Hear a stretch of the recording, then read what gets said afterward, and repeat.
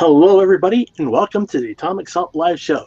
This is the live show where we're going to discuss everything in the tabletop hobby world. I am Wild Chevy, and as always, I am joined by my buddy Casey. Casey, how are you this week? I'm doing really good this week, Alan. I'm glad to be here. Well, that's always good. Privileged. We're glad to have you here. Just warms my heart. The cockle region, or the subcockles of your heart. Where all the warm and fuzzy comes and goes. All right, well, now that we got that awkwardness out of the way, what have you done this week in the hobby world? On one hand, it doesn't seem like a lot. So I've been working on my buildings some more.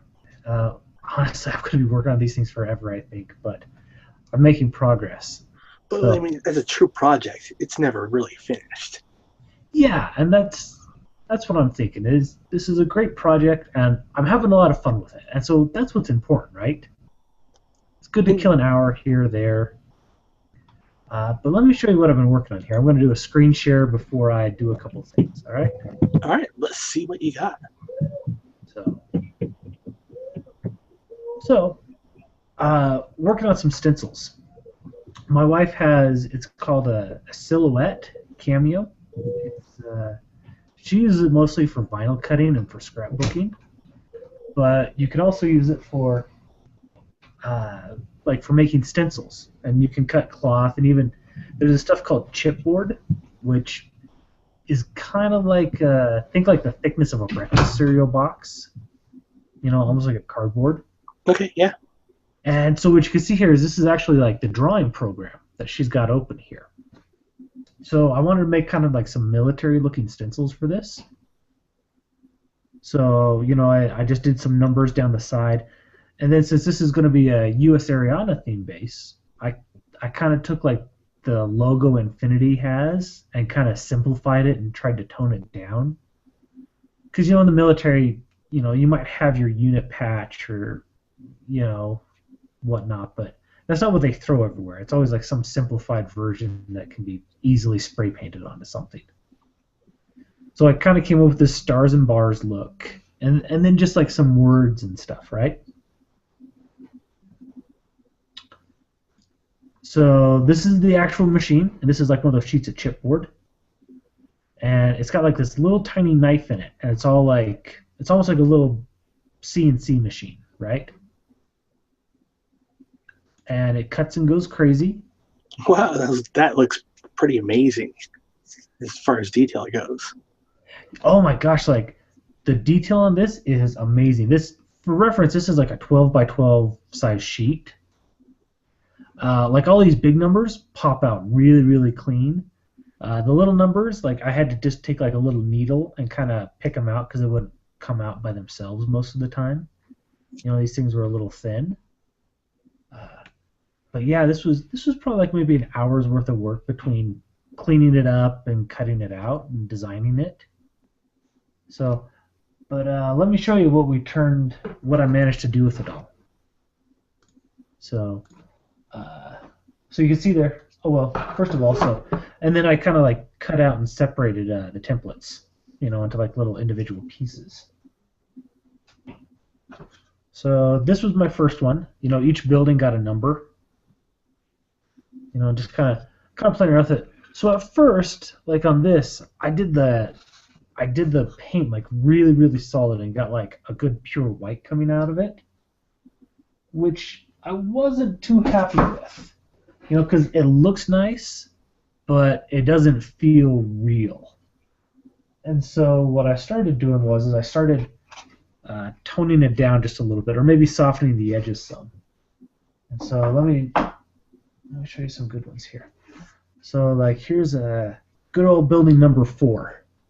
We've got the stars and bars logo and a warning to it. I put the U.S. Ariadna Reconnaissance Force on there. Slap that all over the place. And this is going to be the top piece. At the end here. So it's got danger on every side. That looks pretty neat. Yeah, I'm really loving it. So I'm waiting on the here's the tops for the L-shaped buildings. You know, I'm trying to kind of work the logo in as much as I can, and then like warning and danger near edges, that sort of thing. But I started spraying it a little lighter, and so maybe you can see here. So it's not quite solid. It looks like it's been kind of worn down a little bit. You know, faded in a little places, not quite as strong everywhere. So, then just here's like kind of some other tops and stuff. So it I was afraid it was going to look a little cheesy when I did it all, and I guess maybe it does somewhat. But I've got a whole building here. I'm going to put the top on. Brian, we're talking about futuristic game set 175 years in the future. Yeah. I mean, U.S. Ariana is supposedly all like outpost stuff. So, yeah, if you've got a helicopter or a drop ship, you really need to spot these out in the distance. Yeah, and it gives the buildings some real character. Whereas before, I mean, don't get me wrong, the buildings look nice, and with the color on, they look great. But when you start putting all the stencils on, it really gives them kind of like some personality. So here's building number 3. I had to try and fit the stencil in between the windows. This is just, and a big thanks goes to my daughter who helped me with all the stencil locations. So it was very much like I'd hold up, one of the stencils and be like, "Should I put it here?" "No, Daddy, no." As she would pick through, she's like, "This one, use this one right here." So yeah, I mean that's kind of what it looks like. And I gotta say, like I'm really really happy with the way these turned out, and with like the stencil cutting machine or this vinyl cutting machine, super super easy to do. In fact, I'll be honest, Alan. I'll tell you what. Check this out. I got like a whole big package of this stencil material left. So, if you want to do any stencils yourself, just let me know. Oh, I got some ideas already coming, so 'Cause, you'll see emails soon enough. yeah, because I mean, this program, like, it is so cool. Like, all you do is you just take a picture, and like always, like a black and white kind of picture works better.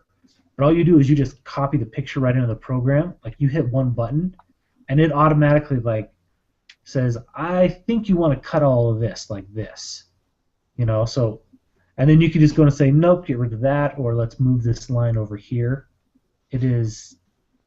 Now, I'm not going to downplay it because my wife is getting really good at this, but for her, it's really, really easy to do. So, that sheet right there, she knocked it out maybe like in 10 minutes.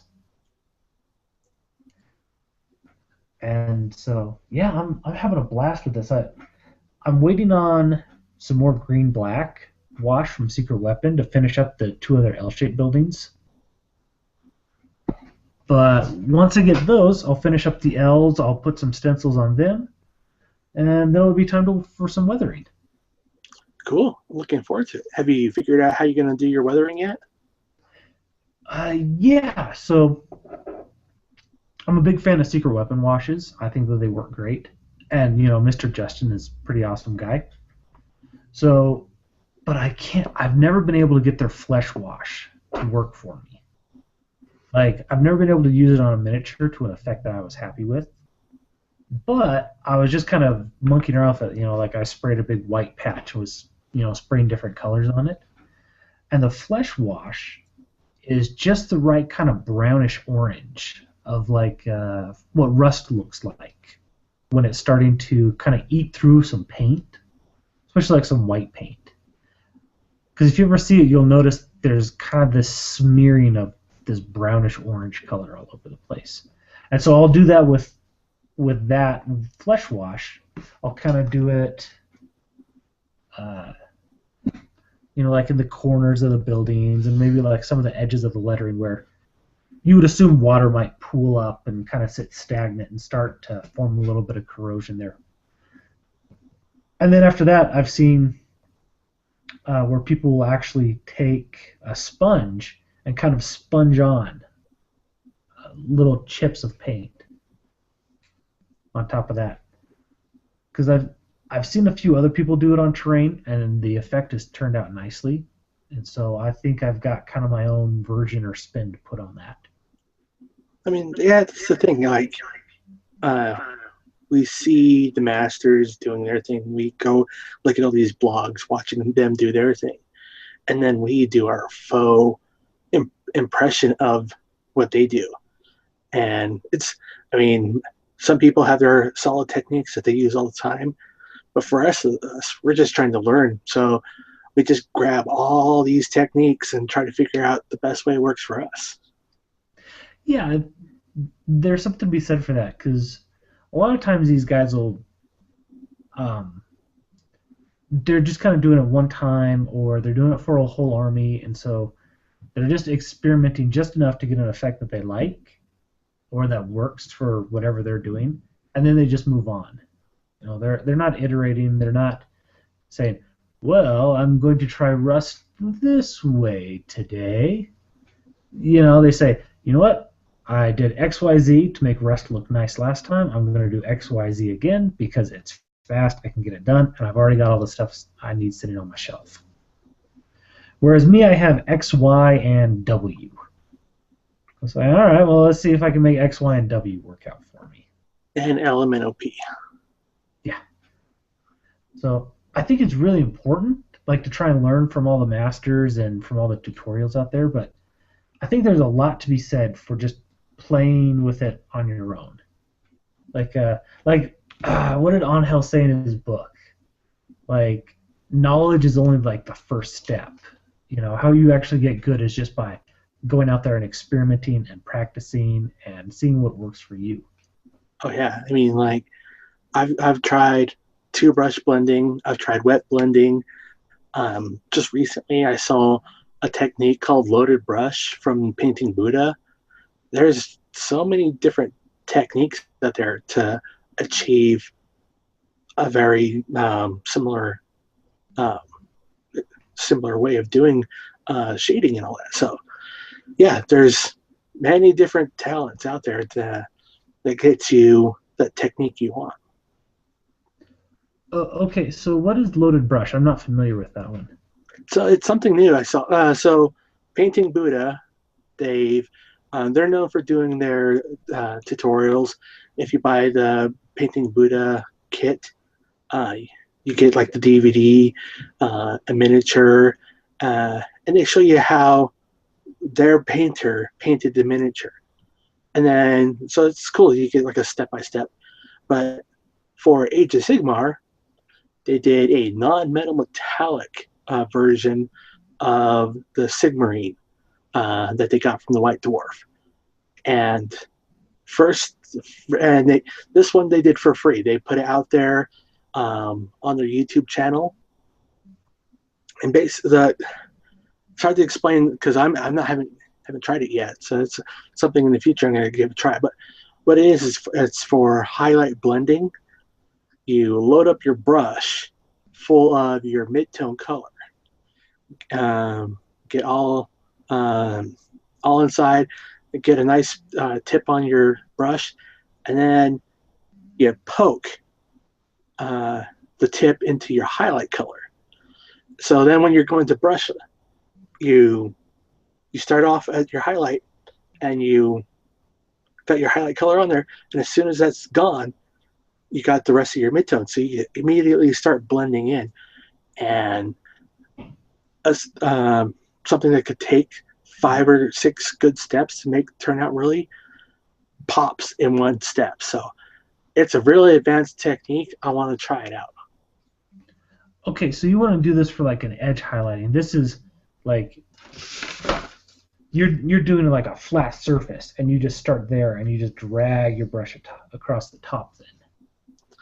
Yeah, it'd be so like they were doing it for like the chess piece, and they would start at the top and get that that very high, the very extreme highlight going, and then the highlight color disappeared and started blending with the rest of the paint that was in the brush. So you've got this natural transition going along. Wow, that's pretty crazy. I guess that would take a lot of muscle memory. Like you'd have to get that touch. Like there's a lot of fine motor skills that you really need to practice on that. Yeah, and this is for non-metal metallic. So yeah, non-metal is a very strong technique you see a lot of people use, and it's great for photography because it's so bright and vibrant. It has a lot of contrast that it's perfect for photography, perfect for showing off a miniature on a box. But Yeah, like in person, it's very different. yeah. I'm not a fan of it in person because like when you see it in person, like if you hold them all the right way, it looks good. But the second you start moving around, it looks just kind of weird. But when you're setting up the lighting perfectly and the angle perfectly, like for a picture, then yeah, it looks great. Well, it can look great.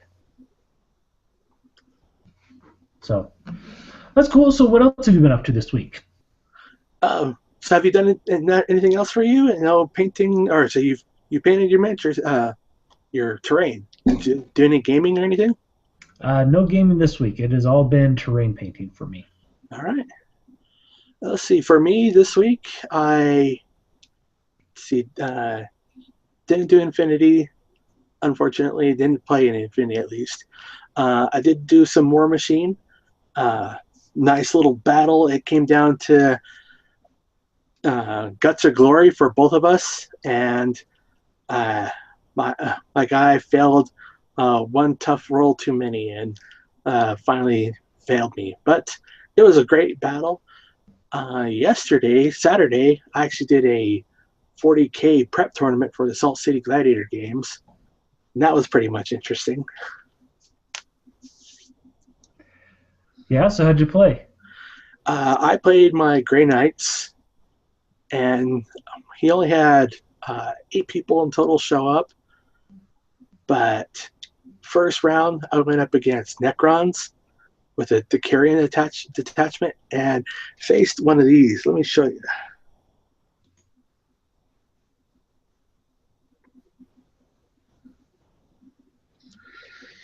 I faced this list first round, which was pretty brutal. Yeah. So you've got the obelisk, and then that's like their crazy Lord of War like pyramid thing with the guy inside of it, right? Yeah, the guy can be inside or not. Yeah, it was pretty brutal to go against it. I first, right? I mean, I got into the thick of things with all my troops, and it was tar pit basically. I had to fight for everything I could.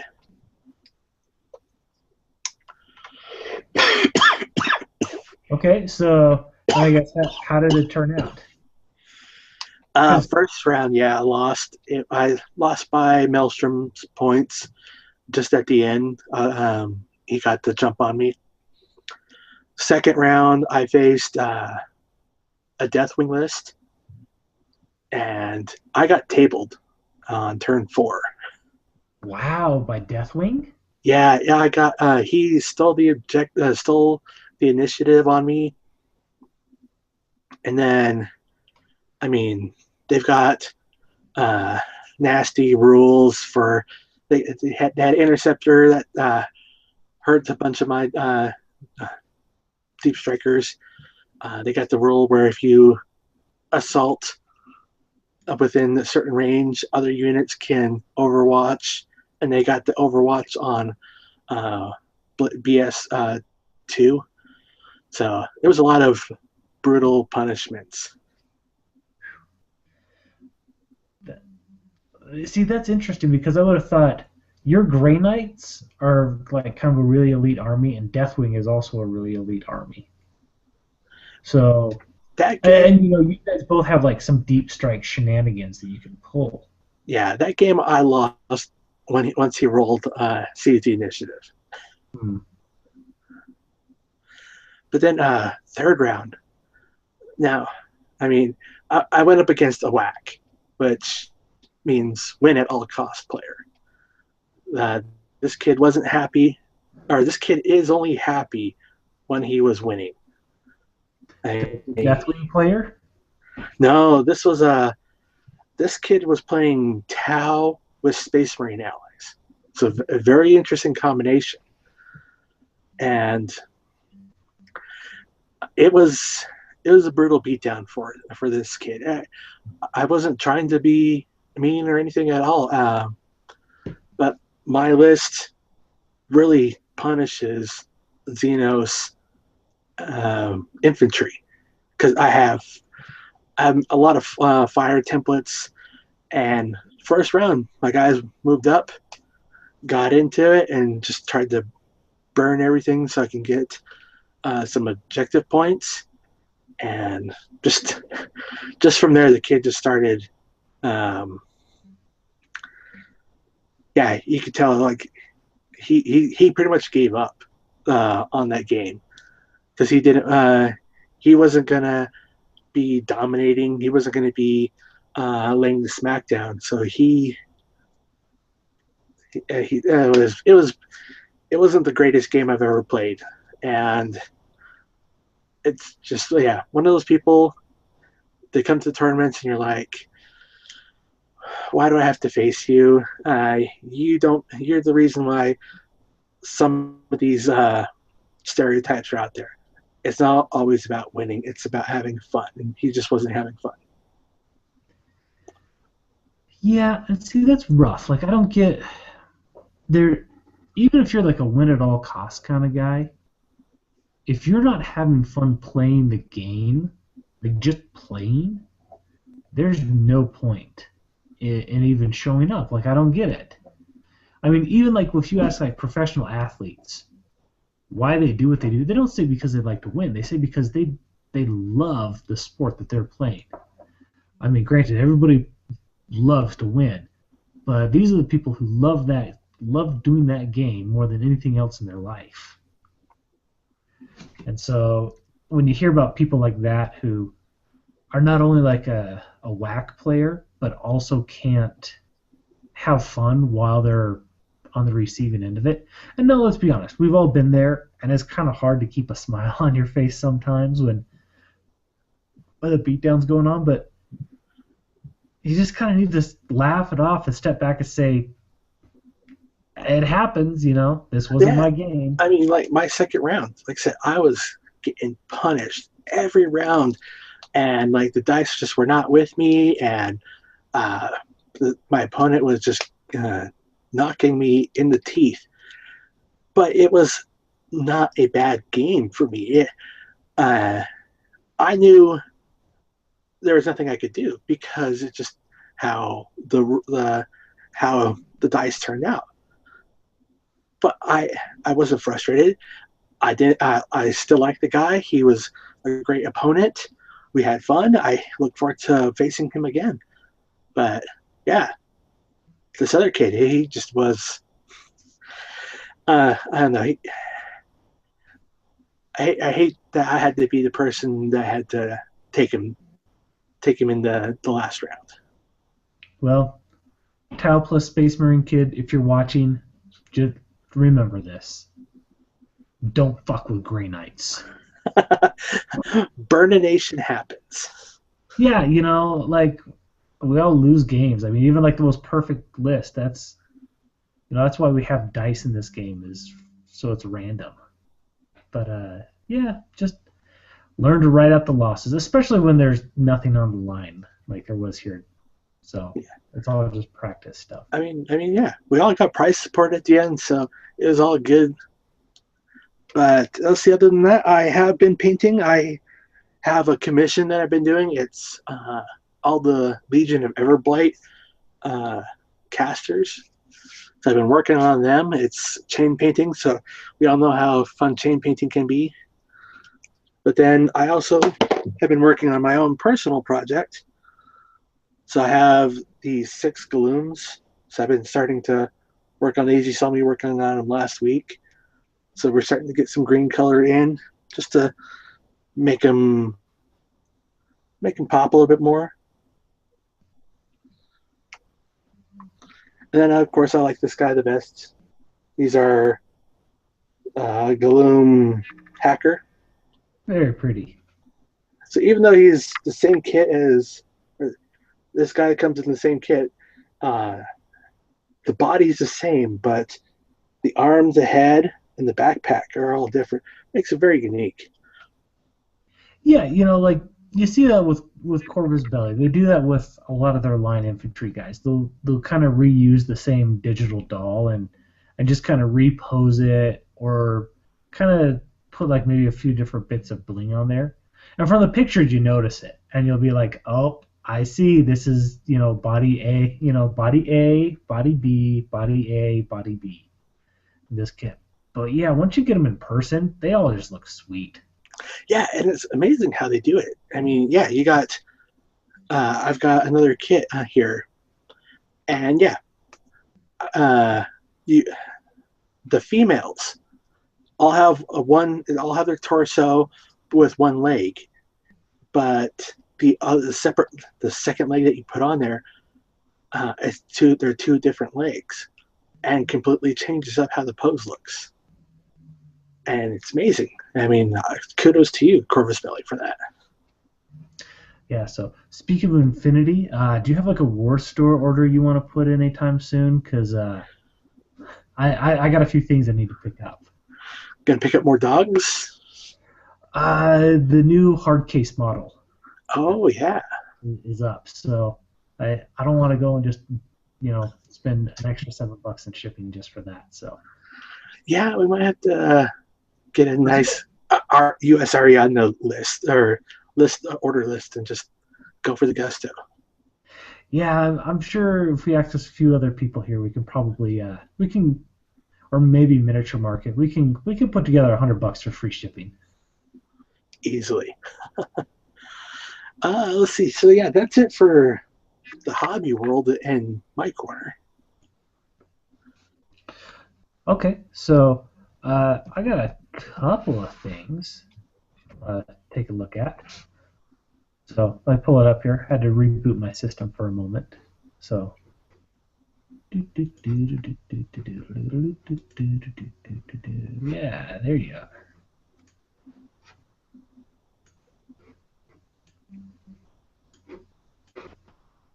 There's your ugly, sexy face. This bad boy is up for sale. Ooh, that's the Night Titan Chaos version. Yep. And the price, first of all, 115 pounds. So that works out to about $170. You realize that the normal GW kit is only $140. Or 140 to 150. So it's not. Forge World is almost the same price as GW at this point. Well, you got and those are the resin upgrades to it too. So you're getting the normal, probably the normal kit plus that. So that's a great steal. Yeah. So it's we'll assume it's the normal kit, and then here's all their resin pieces. So kind of like new carapace armor, just kind of like some different blinged out chaosy type metal plates. But I just think this guy looks fantastic. Like Austin, he plays Chaos Marines, and I think that Austin needs to have this in his army. I'd love to see a Nurgle version, but if nothing else, I'll just go get the Golovkin and make him my Nurgle Nurgle Knight. Yeah, from the looks of it, like you could really do Khorne, and like this one feels kind of Nurgle-y, but at the same time, like Khorne would work, but there's not enough skulls here. I really think that this one would work well for Nurgle or for Slaanesh. It's like kind of like need more tentacles. You can buy that from a different kit. But what they've also got is they've got the PDF. rules for it. I mean, these are all experimental, but I've already looked at these, and I can tell you that there would be almost no problem with it, because really all you've got a knight paladin and a knight errant, and if you look at rules wise, it's really just the same set of rules.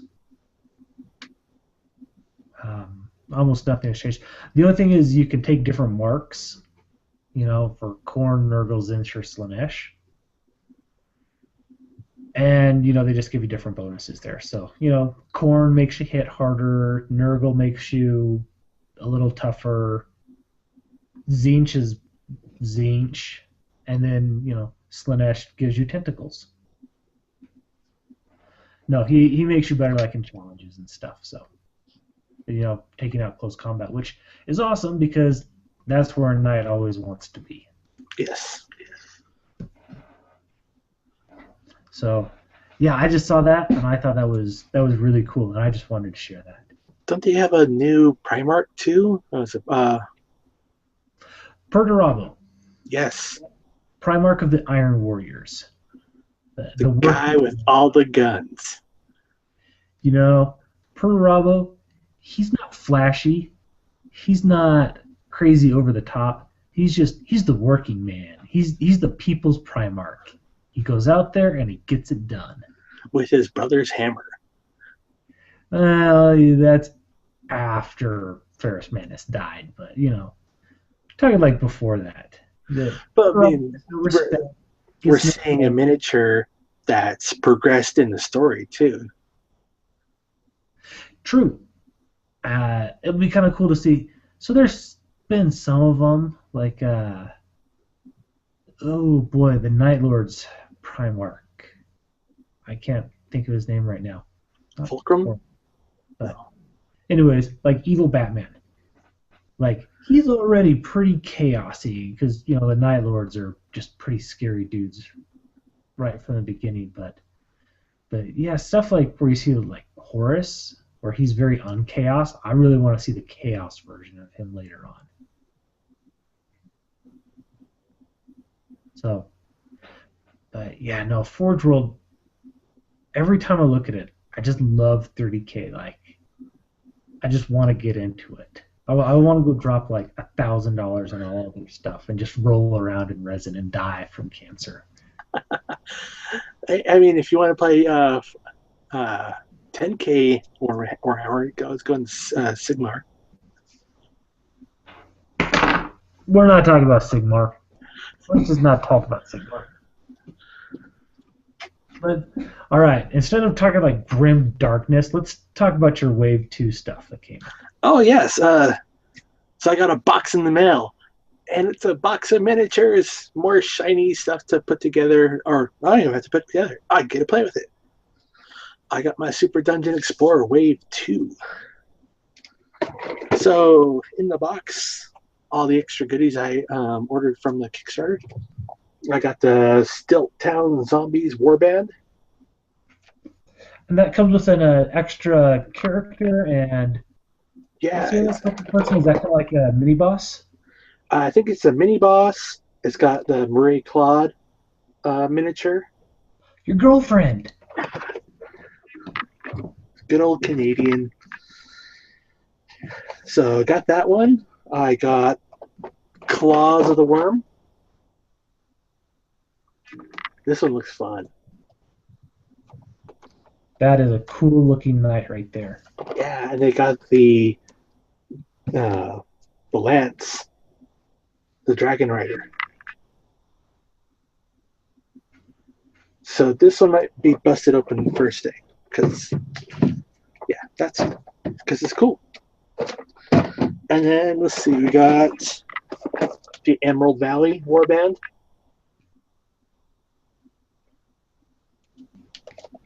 Evil mushrooms. Evil mushrooms and the prismatic dragon. Oh, dude, we've all been there. We have all been there. Let's see. And then I got the Twilight Knight miniature. Now, is she a hero or a mini boss? She's a hero. According to the box, it says hero card. And then I got the Tabby Brook Mage.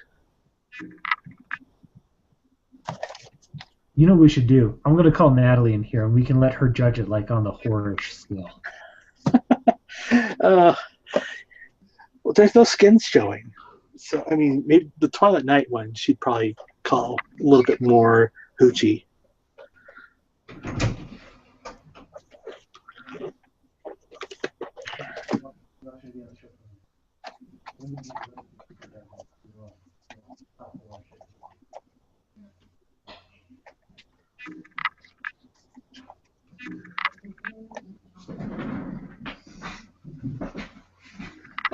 All right, we have here, for your enjoyment, the Tabby Brook Mage and the Twilight Knight.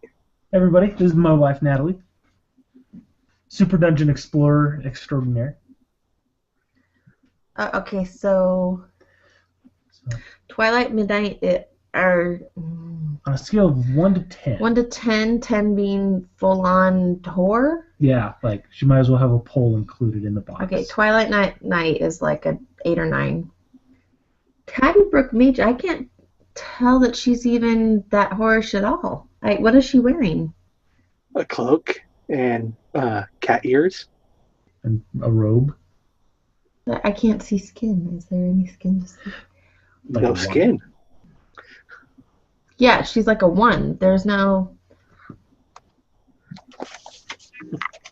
Okay, now show me the model. Yeah, so we've just like hit like both ends of the spectrum right there on the horror spectrum. Okay, but show me the actual model. Does the model look the same as that? Sometimes the model is ever so slightly different. Let's open up and see. Alan is losing. There's the internet. So, they all liked my... Well, Alan's pointed out, as you know, Natalie likes to play the most horrorish characters she can find. For a while, that was the... What was your character? The Hexcaster? Yeah, the Hexcaster. So, that's kind of like a long-range debuffer, but you have some new horrors to play with. Some new horse. Don't you wish I'd say that to you? Here we have the Tabby Brook Mage. Alan's been looking down for a while now. His monitor's down over there. Your picture's frozen. Yeah. Miniature, very clean, very cutesy, very chibi. Oh, wait, which one is this? Show that. Tabby Brook Mage. What's up with the The name? one. Oh.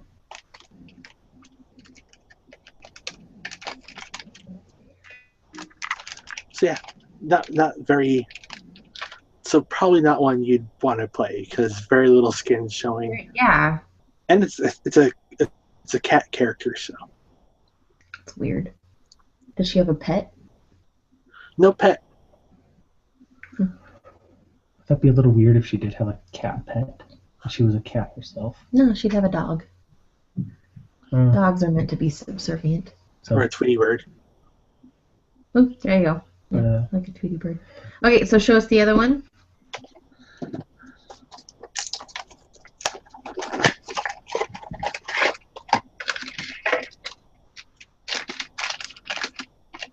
What's up with the chicken? just his thing. And there is the Ooh, Twilight you're Knight. pixelated for us. I don't know if that's just us. Yeah. Yeah, it's just you. Twilight Knight, yeah, very dynamic looking miniature.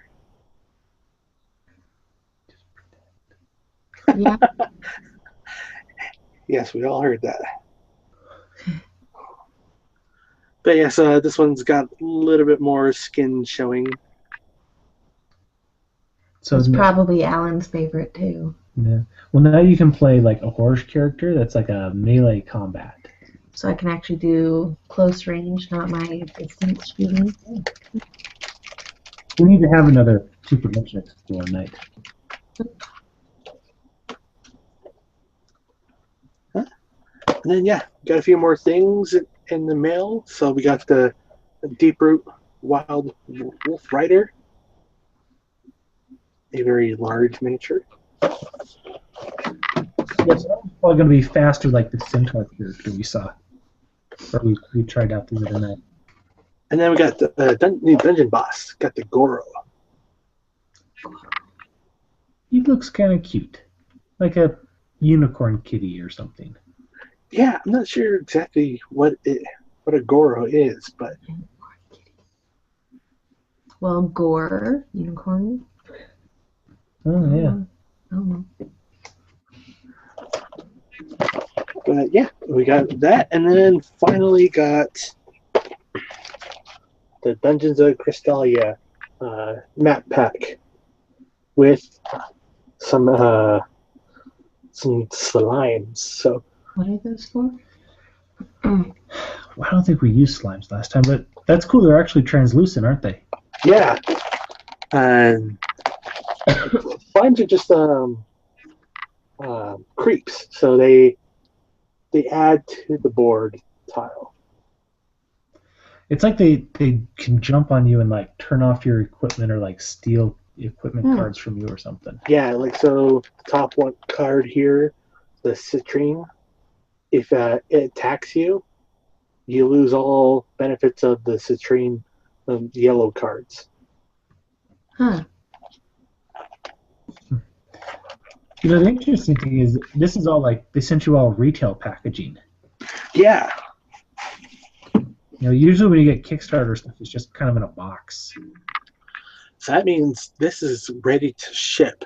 So once they're done shipping everything to the backers, you'll see it probably on their web store or at Gen Con in 10 days. Which one's Gen Con? This one in Indianapolis. Oh, okay. So, Gen Con is the one I keep asking Natalie to go to. Uh-huh. I think you asked me to go to all of them, babe. I love you. Oh, no. I meant you want to go to all of them. Well, that too. I thought you were just asking me about Vegas? Yeah. Vegas. So. All right. So, right. well, you got anything else for us this evening, Alan? Nope, that's all I have for this week. News is getting kind of dried up because, like I said, Gen Con's coming down the line. So a lot of companies are holding back until they show it at Gen Con. But a lot of companies, like Weird, have already done their preview of everything that they're going to have available for purchase. Yep. So I think that'd be a great topic for next week. You know, when we're just a few days out from it, look at what we know is coming down the pipes for Gen Con. Yep. Sounds good. So that's it for me. That's it for Casey. Let us know what you guys think in the comments below. What do you think of Super Dungeon Explorer? What do you think of Casey's little terrain project? We'd love to hear your thoughts. Like this video, share it with your friends. Tune in next week to see more. Casey, anything else? Nothing from me. Just as usual, if you've got something really cool you want us to take a look at, shoot us an email at theatomicsalt@gmail.com. We're the Atomic Salt, and we've just blown your mind. Have a good night, folks.